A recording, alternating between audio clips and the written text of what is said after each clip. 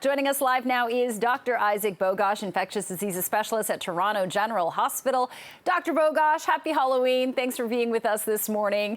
Let's talk about this to start. Dr. Kieran Moore says that the flu season hasn't started. And as for COVID-19, last week there were about 400 people admitted to hospital and around 40 people in the ICUs. So maybe you can speak to those watching this morning who are on the fence about getting their flu and COVID-19 vaccines, about why it might be important to do so.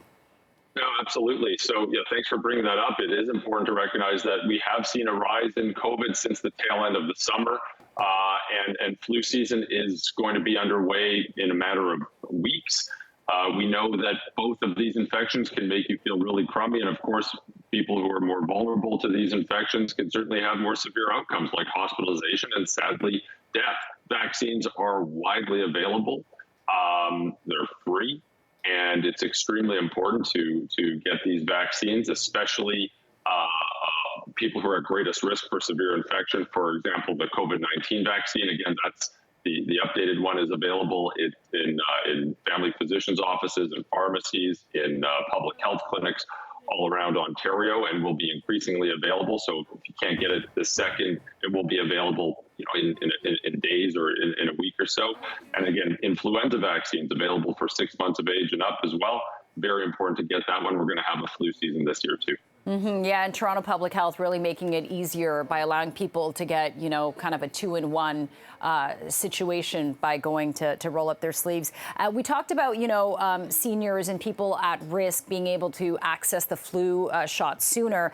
But let's talk about what you think some of are the serious consequences for seniors infected with COVID-19 versus if they get the flu. In all fairness, they're both respiratory viral infections, and they both prey on the vulnerable. So the syndrome overlap is actually pretty similar. For starters, both are going to make you feel really, really crummy. And again, we know we can reduce the risk of that with these vaccines. The obvious outcome is respiratory complications with both influenza and with COVID-19. I mean, we just came through a pandemic and we saw that, all too clear. The other interesting thing that people might not think about is both of these infections actually have an increased risk of cardiovascular events after infection. That's a well-trodden path with the flu, and of course, it's no different for COVID-19. So things like the risk of a heart attack is actually a little bit elevated after infection with flu or COVID-19. And then, other people might not think about this as well, but, typically in elderly individuals and in more medically frail individuals, when someone gets sick with influenza or COVID, they often, people feel crummy. They have a decreased oral intake and decreased fluid intake. That can lead to dehydration. And in the hospital settings, we see people coming in with falls, not uncommonly as well, as a result of influenza or COVID-19. So there's a whole myriad of outcomes that can occur with these infections. Best to take steps to prevent infection, stay healthy over the course of the fall and the winter season.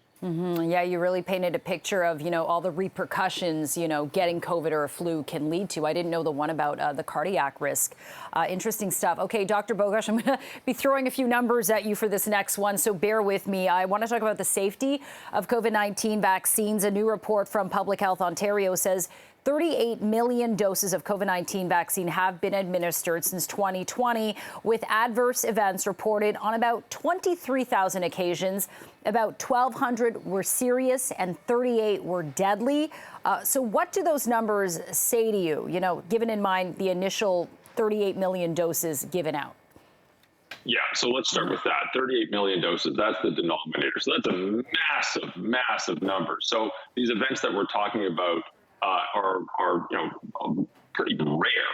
I think it's important to still acknowledge that, of course, with any drug, with any vaccine, of course, adverse events can happen, and we have to be honest and transparent about what they are and what the risk is. And that's very important to discuss with every single drug or vaccine.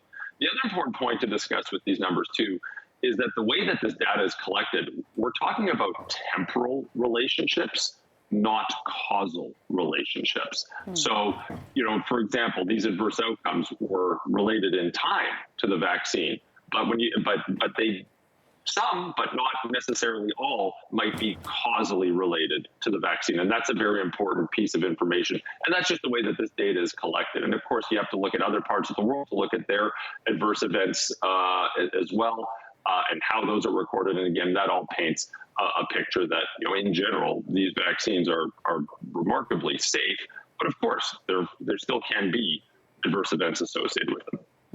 Okay, important things to keep in mind. Dr. Isaac Bogoch, infectious diseases specialist, thanks so much for joining us. And hey, happy Halloween to you and your kids. We'll chat with you again next week. Take care.